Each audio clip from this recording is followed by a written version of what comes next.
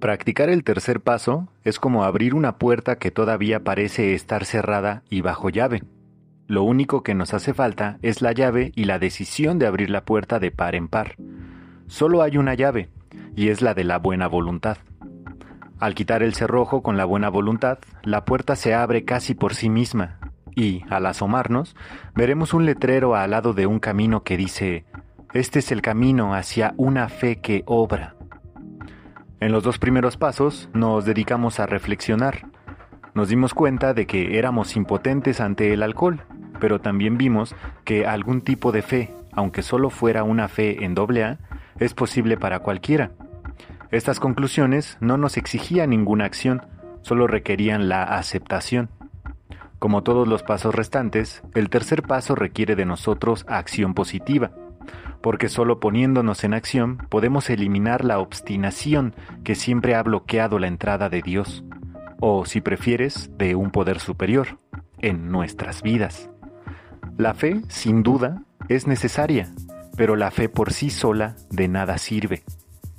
Es posible tener fe y, al mismo tiempo, negar la entrada de Dios en nuestra vida.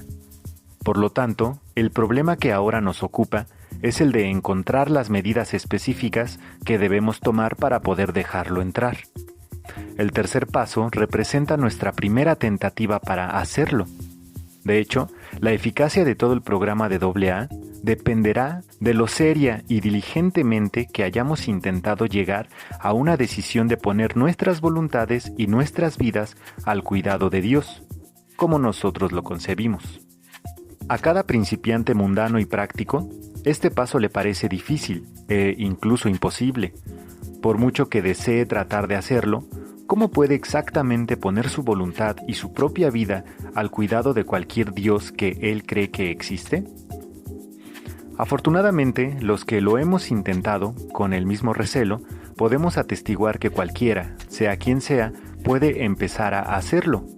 Además, podemos agregar que un comienzo, incluso el más tímido, es lo único que hace falta. Una vez que hemos metido la llave de la buena voluntad en la cerradura y tenemos la puerta entreabierta, nos damos cuenta de que siempre podemos abrirla un poco más. Aunque la obstinación puede cerrarla otra vez de un portazo, como a menudo lo hace, siempre se volverá a abrir tan pronto como nos valgamos de la llave de la buena voluntad. Puede que todo esto te suene misterioso y oculto, algo parecido a la teoría de la relatividad de Einstein o a una hipótesis de física nuclear. No lo es en absoluto. Veamos lo práctico que realmente es. Cada hombre y cada mujer que se ha unido a AA con intención de quedarse con nosotros, ya ha comenzado a practicar, sin darse cuenta, el tercer paso. ¿No es cierto que, en todo lo que se refiere al alcohol, cada uno de ellos ha decidido poner su vida al cuidado y bajo la protección y orientación de Alcohólicos Anónimos? Ya ha logrado una buena disposición para expulsar su propia voluntad y sus propias ideas acerca del problema del alcohol y adoptar, a cambio, las sugeridas por AA. Todo principiante bien dispuesto se siente convencido de que AA es el único refugio seguro para el barco a punto de hundirse en que se ha convertido su vida. Si esto no es entregar su voluntad y su vida a una providencia recién encontrada, entonces, ¿qué es? Pero supongamos que el instinto todavía nos proteste a gritos, como sin duda lo hará. Sí, en cuanto al alcohol, parece que tengo que depender de AA, pero en todos los demás asuntos insisto en mantener mi independencia. No hay nada que me vaya a transformar en una nulidad si sigo poniendo mi vida y mi voluntad al cuidado de alguien o de algo. ¿Qué será de mí? Me convertiré en un cero a la izquierda. Este, por supuesto, es el proceso por el que el instinto y la lógica intentan reforzar el egotismo y así frustran el desarrollo espiritual. Lo que esta forma de pensar tiene de malo es el no tener en cuenta los hechos reales. Y los hechos parecen ser los siguientes. Cuanto más dispuestos estamos a depender de un poder superior, más independientes somos en realidad. Por lo tanto, la dependencia, tal y como se practica en AA, es realmente una manera de lograr la verdadera independencia del espíritu. Examinemos por un momento esta idea de la independencia al nivel de la vida cotidiana. Es asombroso descubrir lo dependientes que somos en esta esfera y lo poco conscientes que somos de esa dependencia. Todas las casas modernas tienen cables eléctricos que conducen la energía y la luz a su interior. No queremos por nada en el mundo que se nos corte el suministro eléctrico. Al aceptar así nuestra dependencia de esta maravilla de la ciencia, disfrutamos de una mayor independencia personal. No solo disfrutamos de más independencia, sino también de más comodidad y seguridad. La corriente fluye hasta llegar donde se necesite. La electricidad, esa extraña energía que muy poca gente comprende, satisface silenciosa y eficazmente nuestras necesidades diarias más sencillas y también las más apremiantes. Pregúntale si no al enfermo de polio, encerrado en un pulmón de acero, que depende ciegamente de un motor eléctrico para poder seguir respirando. Pero, ¿cómo cambia nuestra actitud cuando se trata de nuestra independencia mental o emocional? ¿Con cuánta insistencia reclamamos el derecho de decidir por nosotros mismos precisamente lo que vamos a pensar y exactamente lo que vamos a hacer? Sí, vamos a sopesar el pro y el contra de todo problema. Escucharemos cortésmente a los que quieran aconsejarnos, pero solamente nosotros tomaremos todas las decisiones. En tales asuntos, nadie va a limitar nuestra independencia personal. Además, creemos que no hay nadie que merezca toda nuestra confianza. Estamos convencidos de que nuestra inteligencia, respaldada por nuestra fuerza de voluntad, puede controlar debidamente nuestra vida interior y asegurar nuestro éxito en el mundo en que vivimos. Esta brava filosofía, según la cual cada hombre hace el papel de Dios, suena muy bien, pero todavía tiene que someterse a la prueba decisiva. ¿Cómo va a funcionar en la práctica? Una detenida mirada al espejo debe ser suficiente respuesta para cualquier alcohólico.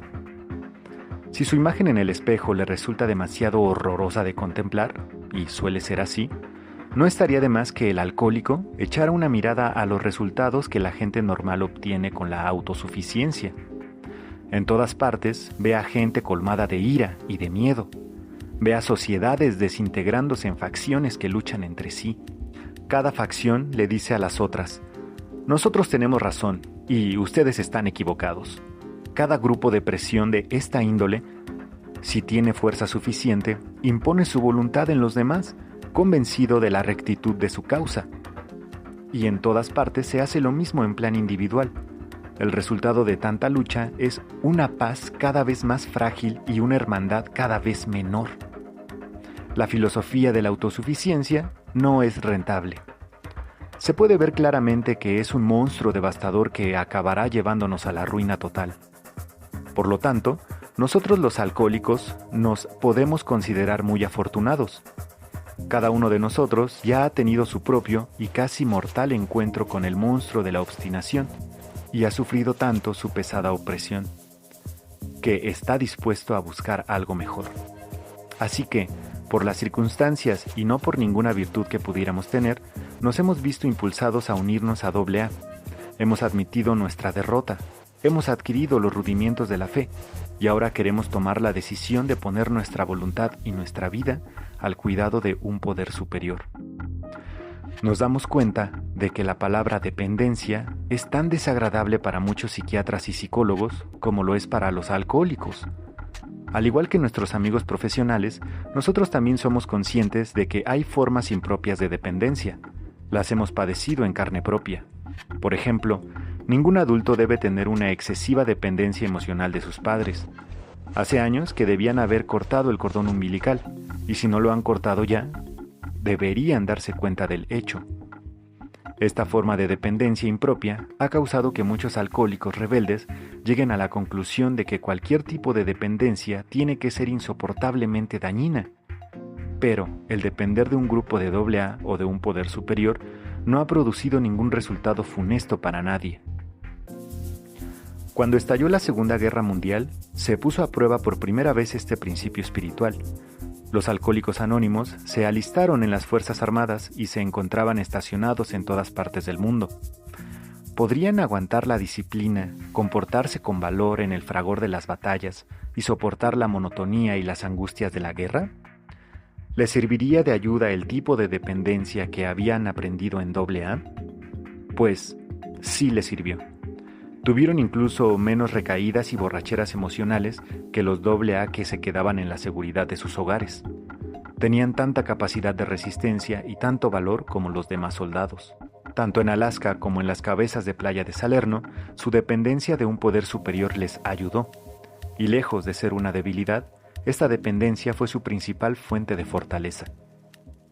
¿Cómo puede entonces una persona bien dispuesta seguir poniendo su voluntad y su vida al cuidado de un poder superior? Ya la hemos visto dar un comienzo al empezar a confiar en AA para solucionar sus problemas con el alcohol.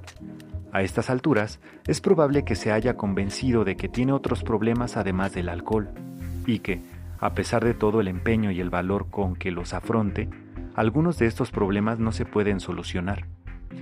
Ni siquiera puede hacer el menor progreso. Lo hacen sentirse desesperadamente infeliz y amenazan su recién lograda sobriedad. Al pensar en el ayer, nuestro amigo sigue siendo víctima de los remordimientos y del sentido de la culpabilidad. Todavía se siente abrumado por la amargura cuando piensa en quienes aún odia o envidia. Su inseguridad económica le preocupa enormemente y le entra pánico al pensar en las naves quemadas por el alcohol que lo pudieran haber llevado a un puerto seguro. ¿Y cómo va a arreglar ese lío que le costó el afecto de su familia y los separó de ella? No podrá hacerlo contando únicamente con su valor y su voluntad.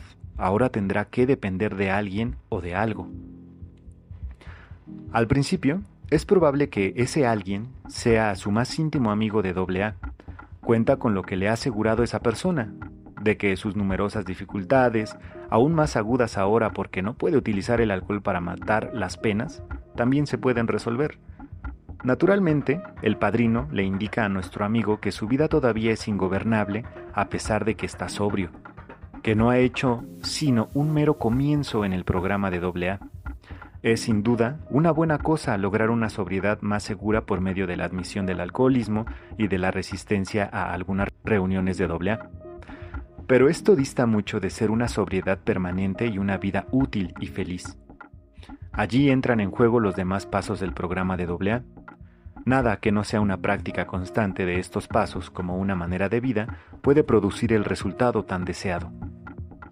Luego, el padrino le explica que los demás pasos del programa de Alcohólicos Anónimos solo podrán practicarse con éxito cuando se haya intentado practicar el tercer paso con determinación y persistencia. Puede que estas palabras les sorprendan a los recién llegados que no han experimentado sino un desinflamamiento constante y que se encuentran cada vez más convencidos de que la voluntad humana no vale para nada en absoluto. Han llegado a creer, y con razón, que otros muchos problemas, además del alcohol, no cederán ante un ataque frontal emprendido por el individuo solo y sin ayuda. Pero ahora parece que hay ciertas cosas que solo el individuo puede hacer. Él solito, y conforme a sus propias circunstancias, tiene que cultivar la buena voluntad. Cuando haya adquirido la buena voluntad, solo él puede tomar la decisión de esforzarse. El intentar hacer esto es un acto de su propia voluntad. Todos los 12 pasos requieren un constante esfuerzo personal para someternos a sus principios y así, creemos, a la voluntad de Dios. Empezamos a hacer el debido uso de nuestra voluntad cuando tratamos de someterla a la voluntad de Dios. Para todos nosotros, esta fue una maravillosa revelación. Todas nuestras dificultades se habían originado en el mal uso de la fuerza de voluntad. Habíamos tratado de bombardear nuestros problemas con ella, en lugar de intentar hacerla coincidir con los designios que Dios tenía para nosotros. El objetivo de los 12 pasos de AA es hacer esto posible cada vez más, y el tercer paso nos abre la puerta. Una vez que estemos de acuerdo con estas ideas, es muy fácil empezar a practicar el tercer paso. En todo momento de trastornos emocionales o indecisiones, podemos hacer una pausa, pedir tranquilidad y, en la quietud, decir simplemente: Dios, concédeme la serenidad para aceptar las cosas que no puedo cambiar, el valor para cambiar las cosas que puedo y la sabiduría para reconocer la diferencia. Hágase tu voluntad, no la mía. Esta tradición está repleta de significado, porque en realidad AA dice a todo verdadero bebedor: tú eres miembro de AA si tú lo decides. Puedes declararte a ti mismo miembro de la comunidad. Nadie puede prohibirte la entrada. No importa quién seas, no importa lo bajo que hayas caído, no importa lo grave que sean tus complicaciones emocionales, incluso tus crímenes. No podemos impedirte que seas miembro de AA. No queremos prohibirte la entrada. No tenemos ningún miedo de que nos vayas a hacer daño, por muy retorcido o violento que seas. Solo queremos estar seguros de que tengas la misma gran oportunidad de lograr la sobriedad que tuvimos nosotros. Así que eres miembro de AA desde el momento en que lo digas. Para establecer este principio, tuvimos que pasar por años de experiencias desgarradoras. En nuestros primeros años, nada nos parecía tan frágil, tan fácil de romper como un grupo de AA. Casi ningún alcohólico a quien nos dirigíamos nos hacía caso. La mayoría de los que se unían a nosotros eran como velas vacilantes en medio de un vendaval. Una y otra vez se apagaban sus inciertas llamas para no volver a encenderse. Nuestra constante y callada inquietud era: ¿a cuál de nosotros le tocará ser el próximo? Un miembro nos ofrece una viva imagen de esos días. En aquella época, dice, cada grupo de AA tenía muchos reglamentos para hacerse miembro. Todos estaban aterrados de que algo o alguien hiciera zozobrar la embarcación y arrojarnos a todos nuevamente a un mar de alcohol. La oficina de nuestra fundación pidió a cada grupo que enviara su lista de reglamentos protectores. La lista completa medía más de 1 milla. Si todos los reglamentos hubieran estado en vigor en todas partes, a nadie le habría sido posible hacerse miembro de AA. A tal extremo llegaban nuestras inquietudes y nuestro temor. Habíamos decidido no aceptar como miembro a nadie que no formase parte de esa hipotética clase de gente que nosotros denominábamos alcohólicos puros. Aparte de su afición a la bebida y sus desastrosos resultados, no podían tener otras complicaciones. Así que no queríamos saber nada de los pordioseros, los vagabundos, los confinados en manicomios, los presos, los homosexuales, los chiflados y las mujeres perdidas. Sí, señor, solo nos dedicaríamos a los alcohólicos puros y respetables. Los de cualquier otra clase sin duda nos destruirían. Además, si aceptáramos a esa gente rara, ¿qué dirían de nosotros la buena gente? Construimos una cerca de malla, muy fina alrededor de AA. Puede que todo eso ahora parezca gracioso. Tal vez les cause la impresión de que nosotros los pioneros éramos bastante intolerantes. Pero les puedo asegurar que en ese entonces la situación no era nada cómica. Éramos severos e incluso rígidos porque creíamos que nuestras vidas y nuestros hogares estaban amenazados. Y eso no era cosa de risa. ¿Intolerantes, dicen ustedes? Más bien, teníamos miedo. Naturalmente, empezamos a comportarnos como se comportan casi todos cuando tienen miedo. Al fin y al cabo, ¿no es el miedo la verdadera base de la intolerancia? Sí, éramos intolerantes. ¿Cómo hubiéramos podido adivinar en aquel entonces que todos esos temores resultarían ser infundidos? ¿Cómo hubiéramos podido saber que miles de esas personas que a veces nos asustaban tanto iban a recuperarse de forma tan asombrosa y convertirse en nuestros más incansables trabajadores e íntimos amigos? ¿Quién hubiera creído que AA tendría un índice de divorcio muy inferior al promedio? ¿Cómo hubiéramos podido prever en aquel entonces que esas personas tan molestas llegarían a ser nuestros mejores maestros de paciencia y tolerancia? ¿Quién hubiera podido imaginar en aquella época una sociedad que incluyera todo tipo de personalidad concebible y que atravesara todas las barreras de raza, religión, afiliación política e idioma sin ninguna dificultad? ¿Por qué AA acabó por abandonar todos sus reglamentos para hacerse miembro? ¿Por qué dejamos que cada recién llegado decidiera si era o no era alcohólico y si debería o no debería unirse a nosotros? ¿Por qué nos atrevimos a decir, contrariamente a lo indicado por la experiencia de las sociedades y los gobiernos de todas las partes del mundo, que no castigaríamos a nadie ni privaríamos a nadie de la posibilidad de hacerse miembro de AA, que nunca deberíamos obligar a nadie a pagar nada, a creer en nada, ni a ajustarse a ninguna regla? La respuesta que ahora se ve en la tercera tradición era la simplicidad misma. La experiencia por fin nos enseñó que quitarle en cualquier grado su oportunidad a cualquier alcohólico a veces equivalía a pronunciar su sentencia de muerte, y muy a menudo a condenarlo a una vida de sufrimiento sin fin. ¿Quién se atrevería a ser juez, jurado y verdugo de su propio hermano enfermo? A medida que los grupos se iban dando cuenta de esas posibilidades, iban abandonando todos los reglamentos para hacerse miembro. Las experiencias dramáticas que se fueron sucediendo una tras otra reforzaron esa determinación, hasta que se convirtió en nuestra tradición universal. He aquí 2 ejemplos. Corría el año 2 del calendario de AA.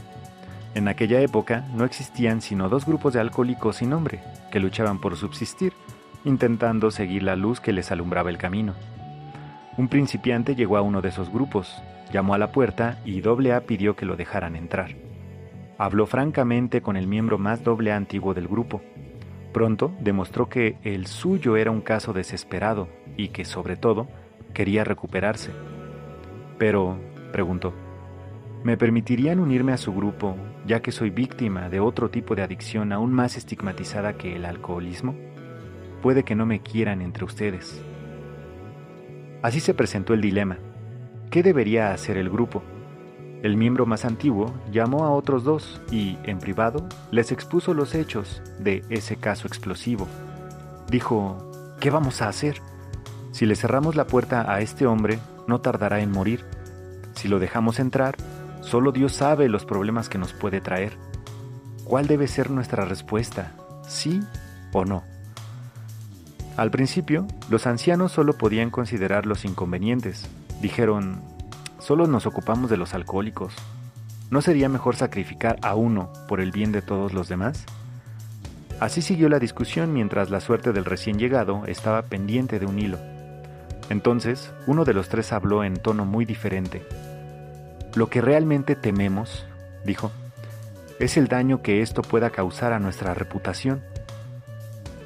Tememos mucho más a lo que la gente diga de nosotros que a los problemas que este alcohólico extraño nos pueda ocasionar. Mientras estábamos hablando, 4 palabras cortas se me iban cruzando por la mente.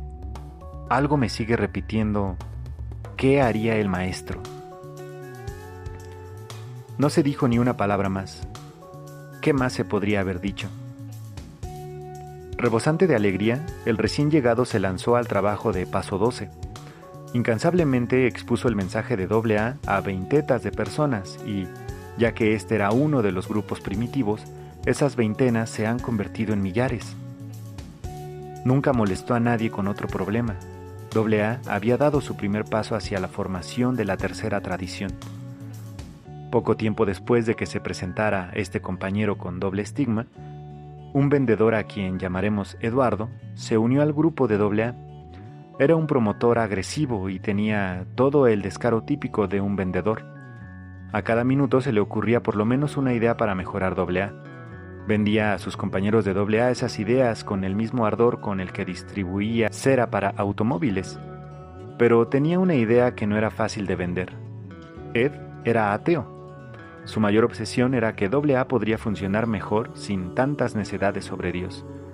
Trataba de imponer sus ideas a todos, y todos suponían que pronto se emborracharía, porque en aquel entonces los AA tendían a ser bastante piadosos. Se creía que tal blasfemia merecería un fuerte castigo. Para su gran desconcierto, Ed seguía manteniéndose sobrio. Con el tiempo le llegó el turno de hablar en una reunión. Nos pusimos a temblar, porque ya sabíamos lo que iba a venir. Empezó elogiando a la comunidad, explicó cómo su familia se había vuelto a unir, ensalzó la virtud de la honradez, habló de las satisfacciones de hacer el trabajo de Paso 12, y luego soltó la andanada. Ed gritó, «No puedo aguantar tantas tonterías sobre Dios. Solo son simplezas para la gente débil. Este grupo no lo necesita, y yo no me las tragaré. Al diablo con ellas». Una gran ola de indignación inundó al grupo, llevando a todos a una resolución unánime: afuera con él. Los ancianos lo llamaron aparte y le dijeron con firmeza: «Aquí no puedes hablar así, o lo dejas o te largas». Con gran sarcasmo, Ed les replicó: «No me digan, ¿tengo que marcharme?». Estiró el brazo y sacó de la estantería un manojo de papeles. Encima de ellos estaba el prólogo del libro Alcohólicos Anónimos, que se estaba preparando en ese entonces. Leyó en voz alta: "El único requisito para ser miembro de AA es querer dejar de beber". Implacablemente siguió hablando. Cuando escribieron esta frase, ¿lo decían en serio o no? Con gran consternación, los ancianos se miraron unos a otros, porque sabían que Ed los tenía atrapados. Así que Ed se quedó. No solamente se quedó, sino que permaneció sobrio, mes tras mes. Cuanto más tiempo pasaba sin beber, más fuerte hablaba, en contra de Dios. Tan profunda era la angustia del grupo que toda caridad fraternal desapareció. ¿Cuándo?, se decían quejumbrosamente unos a otros. ¿Cuándo volverá a emborracharse ese hombre? Bastante tiempo después, Ed consiguió un trabajo de vendedor que lo obligaba a viajar fuera de la ciudad.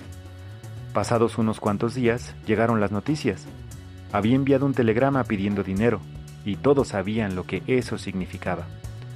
Luego llamó por teléfono. En aquella época, estábamos dispuestos a ir a cualquier parte para hacer un trabajo de paso 12, por poco prometedor que fuera el caso. Pero en esta ocasión, nadie se movió. Que lo pruebe él solo esta vez que lo pruebe. Tal vez aprenda su lección. Unas 2 semanas más tarde, Ed entró a hurtadillas en la casa de un miembro de AA y, sin que la familia lo supiera, se acostó.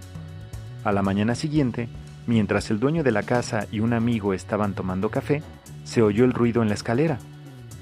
Para su consternación, allí apareció Ed. Con una sonrisa extraña, les preguntó: ¿Ya han hecho ustedes su meditación matutina? Pronto se dieron cuenta de que lo preguntaba muy en serio. Poco a poco les fue contando lo que había ocurrido. En un estado vecino, Ed se había instalado en un hotel barato.